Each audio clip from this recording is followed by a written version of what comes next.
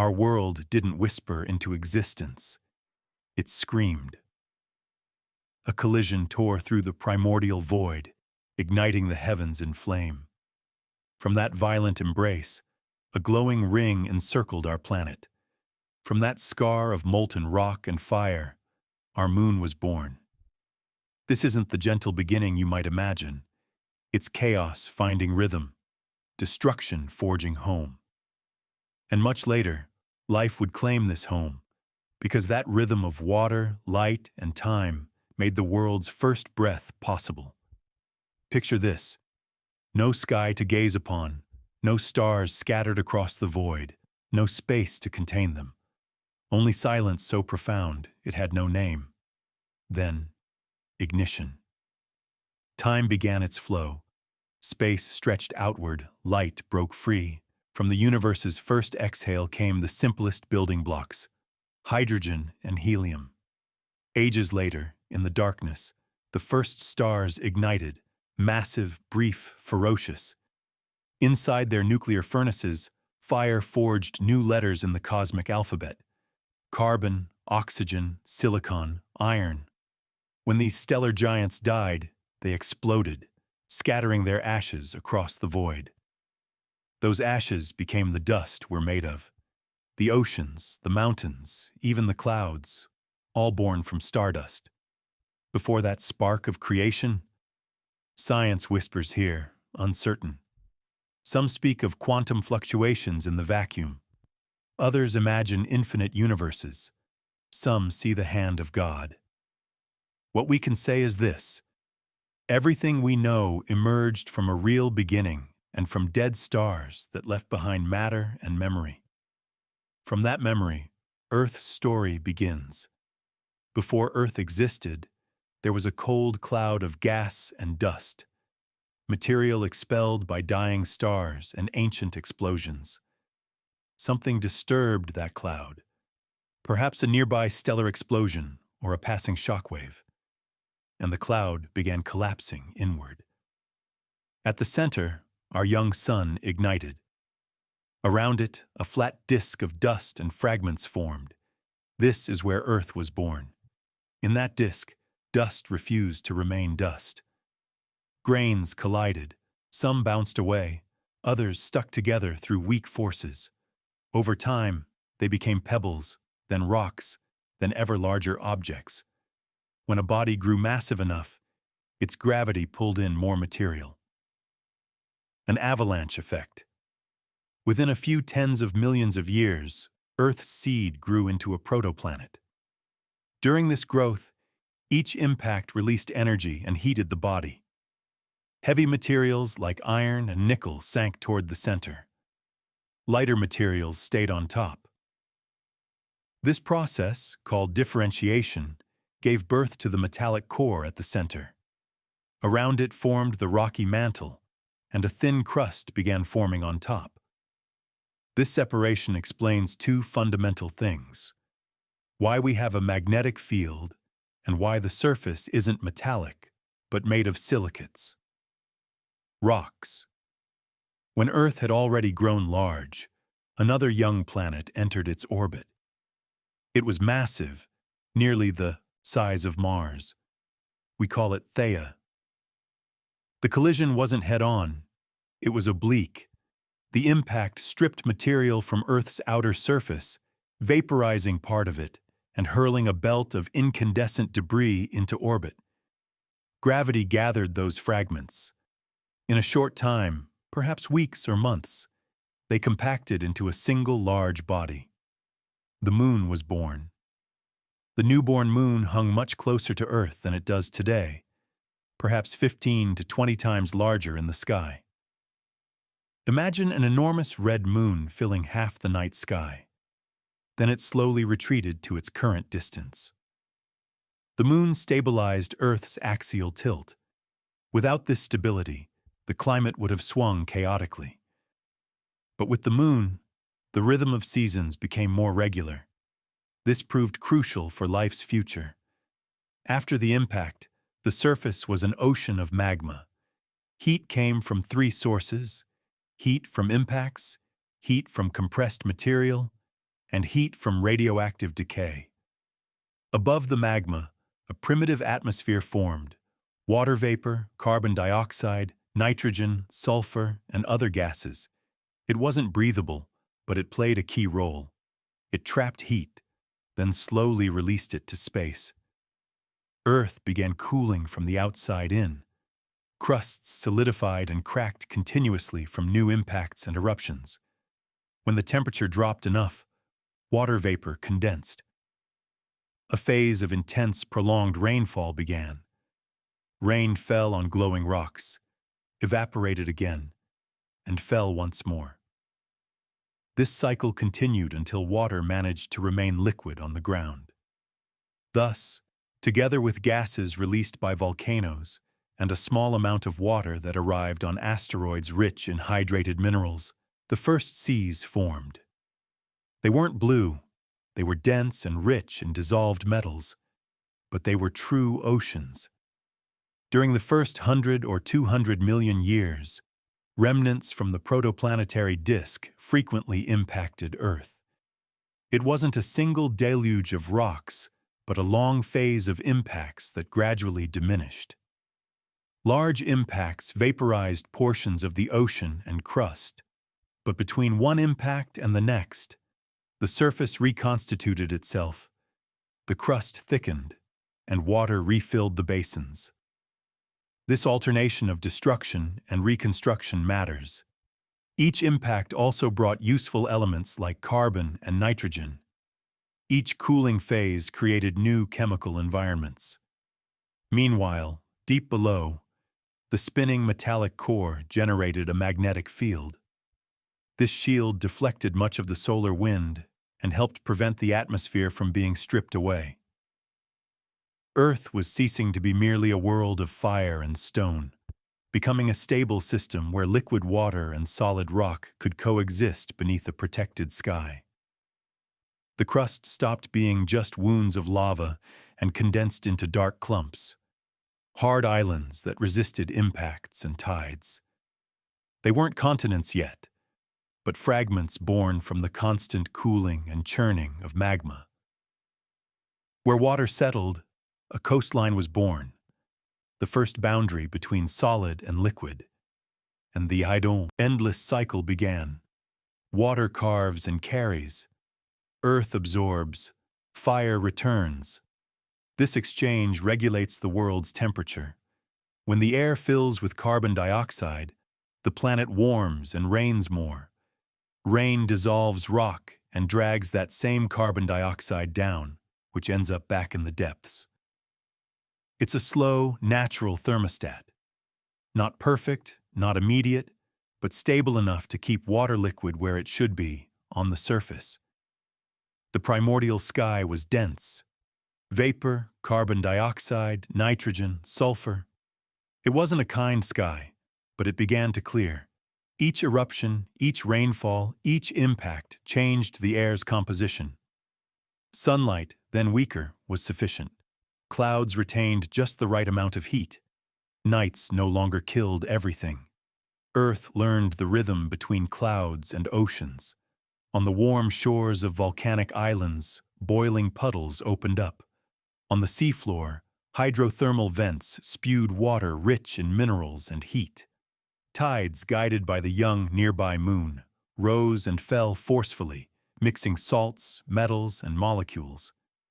Here, chemistry stopped being just reaction. It began becoming habit, repetition, memory. Simple chains formed, broke, and reformed. Some lasted a bit longer. It wasn't life yet. It was life's prelude. Matter learning to hold energy and form together. The moon wasn't just a detail in the sky. It was a metronome. It dragged the oceans back and forth twice daily, sculpting coastlines and lagoons, concentrating ingredients in the same puddles at the same times. Meanwhile, it slowed Earth's rotation. Days that once lasted just a few hours lengthened. It stabilized the axis's tilt, giving seasons a rhythm that didn't spiral out of control. Order from chaos. Time, water, light, all collapsing together. Earth found a moving equilibrium. Fire below, rock in the middle, water above. Heat rose, rain returned, rivers closed their cycle, the seafloor descended, and volcanoes expelled gases into the sky. From this stability came enduring oceans and continuous energy. At this threshold, something new was about to begin. Rain flows over hot rocks and pools near fumaroles. Some seeps down and resurfaces loaded with minerals. In the sea, hydrothermal vents expel very hot, nutrient-rich water. On coasts, tides wet and dry. When water evaporates and returns, ingredients concentrate. Molecules crowd close together. Some form a film that encloses tiny droplets. It's a fragile skin, but enough to create an inside and an outside. Inside the droplet, reactions are easier because nothing is immediately lost. At this point, the cycle begins. Wet and dry, hot and cold, wet again. Each cycle pushes molecules to bond, separate, try again. It happens in one place. It happens in millions of puddles, along thousands of coastlines, around countless vents on the seafloor. And not for just one day, but for very long periods, millions of years. Among billions of droplets, some manage to take another step. Inside that droplet, certain molecular sequences manage to remake themselves. It's not perfect. Each copy introduces small errors. Some errors help the droplet stay together a bit longer or regenerate a bit faster. Others break it. Droplets that work, endure, and multiply. The rest disappear. It's simple selection, driven by the environment. There's no plan, only what resists remains. It's not a single, immediate event. It's an enormous process. Countless parallel attempts, trillions of droplets across periods our minds struggle to imagine. Success is extremely rare, but the planet has time and energy to keep trying. This is the key point. We have droplets with boundaries, reactions that feed on external energy, a way to copy instructions, even if imprecisely. When a system manages to maintain itself, use energy, and continuously copy itself, we can say that what we'll someday call life begins. At first, these tiny droplets function through heat and local chemical reactions. Then comes a clear turning point. Some learn to use sunlight. It's a powerful trick. With light, they transform water and carbon dioxide into matter for growth and energy for functioning. This process is called photosynthesis. As waste, they release oxygen. Oxygen doesn't stay in the air long. It reacts with what it finds. It oxidizes the iron dissolved in the seas and causes it to sink. Over time, it forms layers of iron-rich rock. When the ocean and rocks can no longer absorb it all, oxygen begins accumulating in the atmosphere. It happens slowly over millions of years, but it changes everything. With more oxygen, an ozone layer forms high up, dimming the sun's most aggressive radiation. The surface becomes less hostile, and inside these small cells, photosynthesis provides more energy than before. With more energy, slightly more complex structures can be built, and damage can be better repaired. That's the point. Learning to use light makes the system more efficient and fills the planet with oxygen. First, it cleans the oceans by binding to metals. Then it modifies the air and prepares the ground for everything that comes after. The crust is no longer just scattered islands. Ancient blocks merge, thicken, and become protocontinents. Mountains rise, rivers erode them, sediments flow to the sea. For many cells, oxygen is poison. Many die, others find ways to use it. Those who learn to exploit it get more energy from the same amount of food. With more energy, they regenerate better, grow better, adapt to new environments. It's a complex selection process, but it opens a more powerful path. In the open sea, some cells absorb others capable of producing energy. The pact stabilizes. The host protects. The guest provides energy. These partnerships work so well, they become one. Larger organized cells are born. They're efficient factories with resources to build new structures. With more energy available, staying together becomes beneficial. Some cells remain connected after dividing. Each begins to perform a different function. One transports, one protects, one moves. Cooperation creates simple organisms that already have functions. A small body is worth more than the sum of its parts. With more energy available, these bodies become more stable and coordinated. They have a front end for sensing and grasping, and a back end for pushing. Soft, spineless organisms appear in the sea, living on the seafloor and filtering food from water. Then something new emerges. Some begin feeding on other living beings. This is predation, a more direct way to obtain energy. From that moment, a race begins on two fronts. Those who attack must find and reach.